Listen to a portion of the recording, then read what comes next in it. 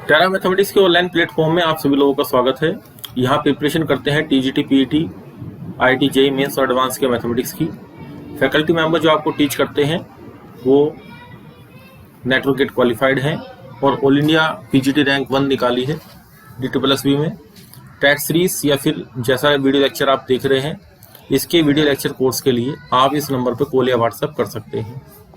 देखिए, आज का हमारा टॉपिक है डाइवर्जेंस का। इससे पहले हमने ग्रेडियंट का टॉपिक वेक्टर कैलकुलस के अंदर स्टडी कर लिया था।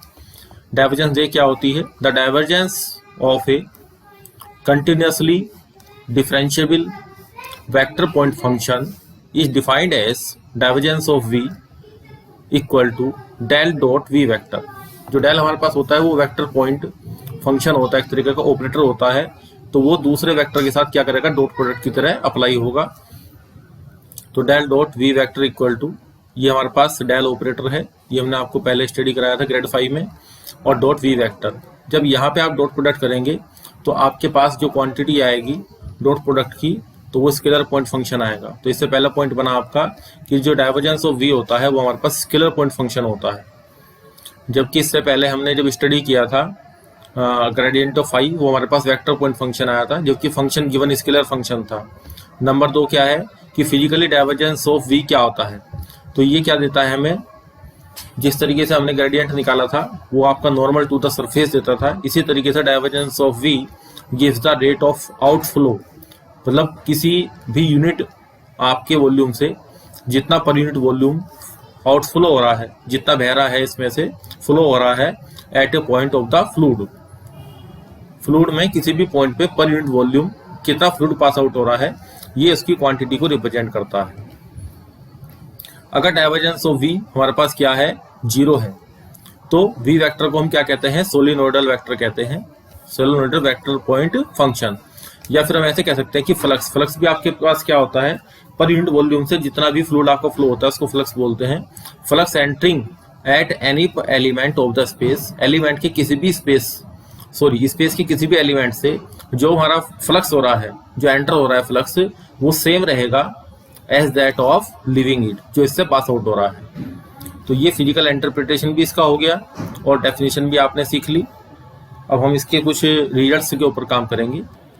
अब देखिए, कुछ रिजल्ट्स में हमें काम करना है। सभी रिजल्ट्स अपने आप में बहुत ही इंपॉर्टेंट है और क्वेश्चन में सीधे अप्लाइड होंगे। अगर आर वेक्टर आपके पास दिया गया है xi plus yj plus Z की, और आर वेक्टर 0 वेक्टर नहीं है, तो हमारे पास डाइवर्जेंस ऑफ आर वेक्टर जो आएगा, यहाँ पे हम डेल का ऑपरेटर लगाएंगे और यहाँ पे डॉट प्रोडक्ट करेंगे। इस x का यहाँ पे x के रिस्पेक्ट में जो डॉट प्रोडक्ट आएगा i डॉट i वो 1 आएगा। x का डेरिवेटिव x के रिस्पेक्ट में 1, यहाँ पे 0, यहाँ पे 0। इसी तरीके से सेकंड नंबर पे भी 1 आएगा, फिर थर्ड नंबर पे 1 आएगा। तो रिजल्ट कितना आएगा? 3 आएगा। तो कोई भी वेक्टर हमें दे रखा हो, ये आर वेक्टर, मतलब इसी आर वेक्टर के लिए कह रहे हैं कि हमारे पास क्या आएगा? 3 आएगा आंसर। अब 4 r vector equal to xi plus yj plus z के वेक्टर आपको दे रखा है और आपके पास r वेक्टर ये 0 वेक्टर नहीं है, ये कंडीशन दी गई है। तब डाइवर्जेंस निकालना है आपको। ये इंपॉर्टेंट रिजल्ट है, पेपर में आता है, क्योंकि इसमें यहाँ पे n+3 आएगा, r की पावर n और r वेक्टर बराबर यहाँ पे n+3 r की पावर n। इस रिजल्ट को आप लर्न कीजिए। इसके बेस पे क्वेश्चन भी आता है। एक एग्जाम्पल मैं आपको दे देता हूँ कि अगर इसमें आपको ये देता है, if divergence of r raised to power n r vector equal to lambda r raised to power n, then lambda equal to, तब लैम्डा की वैल्यू कितनी आएगी? अब ऑप्शन आपके पास डाल देगा a, b और c और d। इसमें लिख देगा 5, 3, 4, none of these। तो आपके पास यहाँ क्या है? अगर यहाँ n आएगा, अगर यहाँ पे फॉर्मूले में n है तो यहाँ पे n+3 आता है, तो यहाँ पे 5 है, सॉरी यहाँ पे 5 लिखेगा वो क्वेश्चन में, यहाँ पे 5 लिखेगा, तो 5 के लिए यहाँ पे नंबर क्या आएगा? 5 और 3 8 आएगा। तो नन ऑफ दिस में जाएगा, आपका आंसर 8 आएगा। इस तरह के बहुत सारे क्वेश्चन आपके पेपर में आते हैं, तो इनको आप इस प्रॉपर्टी को ध्यान से लर्न करें कि यहाँ पे आपका जो नंबर है वो n+3 आएगा और यहाँ पे पावर n है। अब नेक्स्ट देखिए डाइवर्जेंस ऑफ ग्रेडियंट। अब देखिए डेल का ऑपरेटर फाई के साथ ऑपरेट हो रहा है। जो डेल फाई आएगा वो del phi upon del x plus del phi upon del y, iota साथ में रहेगा उसके, और आयटा इंटू आयटा, इस डेल के अंदर भी आयटा है, सॉरी आया कह रहा हूँ आई वेक्टर, तो जो आई कैप है हमारे पास I cap dot I cap J cap dot J cap K cap dot K cap, ये तीनों का डॉट प्रोडक्ट आपके पास क्या करेगा, इस डेल को डबल कर देगा, यानी कि डेल 2 अपॉन डेल x2, इसी तरीके से y और इसी तरीके से z। अब ये जो ऑपरेटर आपके पास है, जैसे हमारे पास डेल्टा ऑपरेटर था, इसी तरीके से इसको लिखा जाएगा डेल्टा स्क्वायर ऑपरेटर इसका फाई का। तो इस रिजल्ट को सीधे लर्न करेंगे इसको भी। नेक्स्ट वन देखिए, हमें ग्रेडियंट ऑफ डाइवर्जेंस निकालना है। अब हम देख रहे हैं यहाँ पे डाइवर्जेंस ऑफ ग्रेडियंट था, यहाँ पे ग्रेडियंट ऑफ डाइवर्जेंस है, ये अंतर देखिए दोनों में, तो दोनों रिजल्ट को साइमल्टेनियसली रन कीजिए। अब यहाँ पे जो फॉर्मूला खुलेगा आपका ये पहले वाले से अलग है, हालांकि यहाँ पे केवल डॉट का अंतर है और यहाँ पे वेक्टर है। तो आप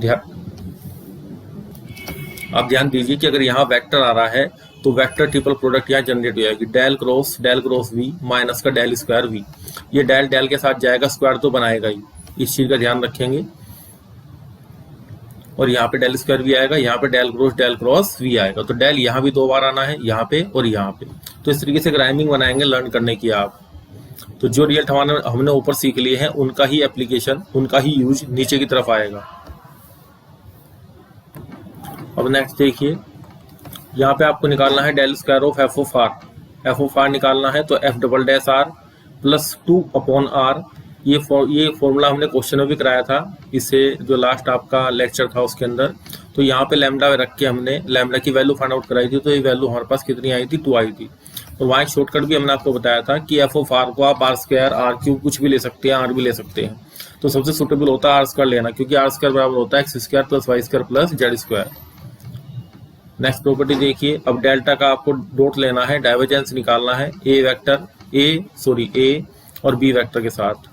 तो ये भी हमारे पास क्या है, ए फाई की तरीके से है, स्केलर पॉइंट फंक्शन की तरीके से, तो फाई ए और फिर डॉट बी वेक्टर, फिर ए बाहर रहेगा और यहाँ पे आपका फाई डेल बी वेक्टर आएगा डॉट प्रोडक्ट में। तो डॉट प्रोडक्ट एक बार यहाँ रहेगा बी वेक्टर के साथ और ये पूरा एक ऑपरेटर बन जाएगा ए डेल्टा। तो यहाँ पे डॉट प्रोडक्ट यहाँ भी 2 बार आया, मतलब इधर एडिशन में चल गया है, जैसे कि प्रोडक्ट रूल नहीं होता इसमें डिफरेंशिएशन के अंदर, इसी तरीके से रोल प्ले कर रहा है। तो ऐसी ही राइमिंग बनानी पड़ेगी तभी ये लर्न हो पाते हैं फॉर्मूले। अब डेल का डॉट बनाना है ए क्रॉस बी के साथ। तो देखिए ए क्रॉस बी में जब फॉर्मूला चलता है, आपने ऊपर भी देखा, यहाँ देखिए यहाँ पे भी माइनस जनरेट हुआ, तो इसका मतलब ये हुआ कि यहाँ पे जब भी आपका वेक्टर आएगा इस तरीके से अंदर, वो यहाँ पे डॉट में आ रहा है और यहाँ पे ए क्रॉस बी में आ रहा है, तो यहाँ पे माइनस का साइन आएगा। तो बी वेक्टर पहला आएगा B dot del cross A और A dot del cross B. तो इस तरीके से ये फॉर्मूला आप क्या करेंगे, लर्न करेंगे। अब देखिए यहाँ आपको क्वेश्चन दिया गया है कि अगर वी वेक्टर हमारे पास ये है, तो आपको बताना है कि वी वेक्टर सोलेनोइडल वेक्टर है या नहीं है। तो इसके लिए हम क्या करेंगे, यहाँ पे डाइवर्जेंस ऑफ वी वेक्टर निकालेंगे। तो यहाँ पे क्या आएगा आपके पास, I cap del del x plus J cap del del y. अब ध्यान से देखेंगे कि पूरा क्वेश्चन आपको सोल्व नहीं करना है, डेल डेल के कैप डेल डेल जेड। और यहाँ पे डॉट प्रोडक्ट किसका, इस वेक्टर का, 3y⁴ Z square I cap plus 4x³ Z square J cap plus 3x² Y square यहाँ पे के कैप। अब देखिए आई का जो हमारे पास आया ये है आई कैप है, इसका डॉट प्रोडक्ट आई कैप के साथ होगा। यहाँ पे एक्स के रिस्पेक्ट में, यहाँ जो डेरिवेटिव मेरा हो रहा है वो एक्स के रिस्पेक्ट में है और पार्शियल डेरिवेटिव, और यहाँ पे वाई जेड के फंक्शन है। यहाँ पे वाई के रिस्पेक्ट में हो रहा है, यहाँ पे एक्स जेड का फंक्शन है, और यहाँ पे जेड के रिस्पेक्ट में डेरिवेटिव हो रहा है, यहाँ पे एक्स वाई का फंक्शन है। तो रिजल्ट क्या आएगा मेरा, रिजल्ट हमारा आएगा 0। ये आपके पास 0 वेक्टर आएगा। तो अगर आपके पास डाइवर्जेंस ऑफ वी हमारे पास क्या होता है, सॉरी यहाँ पे 0 वेक्टर नहीं, 0 रिजल्ट आएगा, स्केलर आएगा, क्योंकि जो हमारे पास डाइवर्जेंस ऑफ वी होती है वो स्केलर पॉइंट फंक्शन होता है और जो हमारे पास ग्रेडियंट होता है वो वेक्टर पॉइंट फंक्शन होता है। तो डाइवर्जेंस ऑफ वी क्या आता है हमारे पास, अगर 0 आता है किसी वेक्टर के लिए, डाइवर्जेंस ऑफ वी अगर 0 आ जाता है तो वी वेक्टर हमारे पास क्या होता है, सोलिनोइडल वेक्टर होता है, जो डेफिनेशन में हमने आपको बताया था, सोलिनोइडल वेक्टर। तो ये प्रूव हुआ। अब नेक्स्ट क्वेश्चन देखिए, क्वेश्चन में क्या दिया है आपको, एफ एक वेक्टर दिया है, ये पूरा वेक्टर है आपके पास। देन द वैल्यू ऑफ ए की वैल्यू फाइंड आउट करनी है सच दैट, किस तरीके से, for which F vector is a सोलिनोइडल vector. तो रियल अभी हमने आपको क्या पढ़ाया था कि इसका जो डाइवर्जेंस होगा एफ वेक्टर का वो बराबर 0 आएगा। अब हम यहाँ पे क्या करेंगे, अब ध्यान दीजिए, थोड़ी सी शॉर्ट टेक्निक सीखिए। शॉर्ट टेक्निक क्या कहती है कि डाइवर्जेंस में अब पूरा जो हम लिखते हैं आई कैप डेल डेल एक्स वाला कंसेप्ट, ये पूरा हम लिखेंगे, फिर एफ वेक्टर लिखेंगे, तो ये हमारे पास सारा सब्जेक्टिव मेथड हो गया।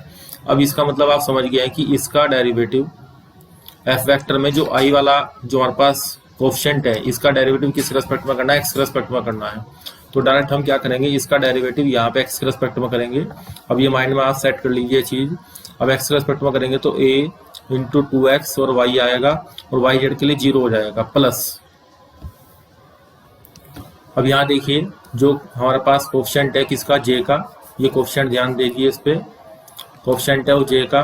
तो हम क्या करेंगे इसमें, अब इसको y के रेस्पेक्ट में डेरिवेटिव करेंगे तो 2xy आएगा और x जेड का 0 हो जाएगा, प्लस। अब ये जो लास्ट वाला बचा है हमारे पास, इसको मैंने हाईलाइट कर दिया है, जो j का k का कोफिशिएंट है।